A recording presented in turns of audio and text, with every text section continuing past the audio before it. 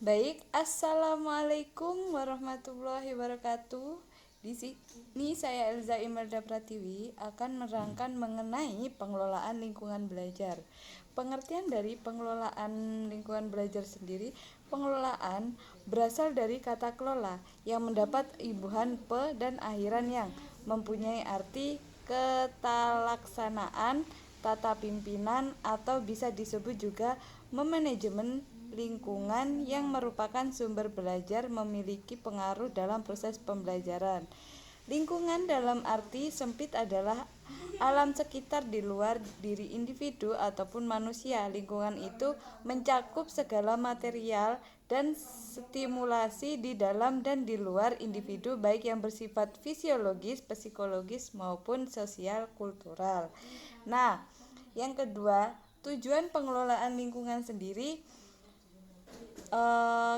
adalah menyediakan, menciptakan, dan memelihara kondisi yang optimal dalam kelas sehingga peserta didik dapat belajar dan bekerja dengan baik. Selain itu, juga guru dapat mengembangkan dan menggunakan alat bantu belajar yang digunakan dalam proses pembelajaran sehingga dapat membantu peserta didik dalam mencapai hasil belajar yang diinginkan. Macam-macam lingkungan belajar. Yang pertama, lingkungan belajar indoor, lingkungan belajar yang sudah disediakan oleh manajemen sekolah agar digunakan untuk para siswanya sebagai sumber yang ada di dalam sekolah tersebut.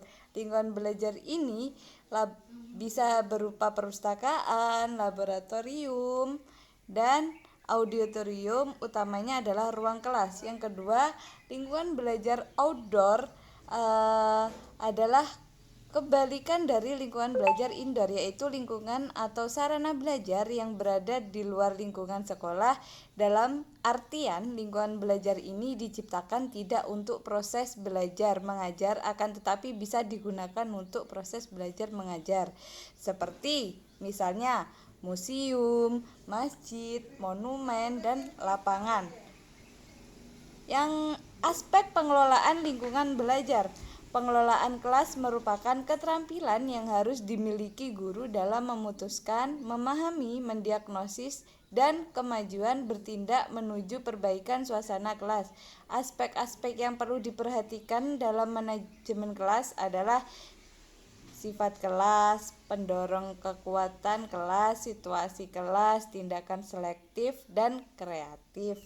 Nah, keterampilan pengelolaan kelas sendiri, ada beberapa keterampilan dalam pengelolaan kelas. Dalam penelitian ini diantaranya keterampilan optimal yang bersifat preventif, keterampilan guru yang berhubungan dengan pengembangan belajar optimal. Yang ketiga, modifikasi tingkah laku. Yang keempat, pendekatan pemecahan masalah kelompok. Yang kelima, menemukan dan memecahkan tingkah laku yang menimbulkan masalah. Yang keempat, pendekatan dan teknis-teknis pengelolaan kelas.